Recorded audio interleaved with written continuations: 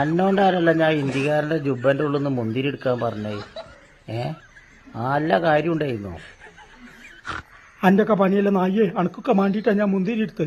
കോടത്തിന്റെ ഉള്ളിൽ കൂറ കുടുങ്ങിയേരി ഒന്ന് കഴിച്ചലാക്കി ഉണ്ടോ? ഇത് ജുബൊന്നുമല്ലടോ, ഇത് ഏതോ പെൺകുട്ടികളെ പാട്ടിയാലെ ചുരിദാറിന്റെ കാലാ അത്. അന്റെ ഓളെ പാവാടെ ചിലക്കഥ വലിച്ചാ കൊരങ്ങ.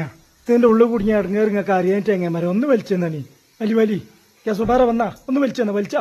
പള്ളിയേക്കരി 200 റുപ്യ നേർച്ചേർന്ന ആളാ. അത് ഞാൻ അതിന്റെ ഉള്ളിൽ കുടുങ്ങിയപ്പോ തന്നെ നേർച്ചേർന്നെ. എപ്പോഴും നേർച്ചേരാ എന്റെ ബാപ്പേര് പൈസ.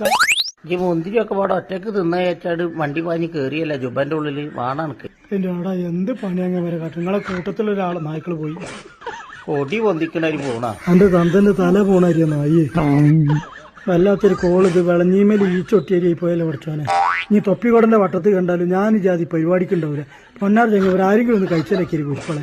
എനിക്ക് ആകെ ഇടങ്ങേറായി. മഞ്ചേരിയോ പടനാട് തുണി കുടിച്ച് ചാകാനായിരുന്നു മഞ്ചേരിയോ.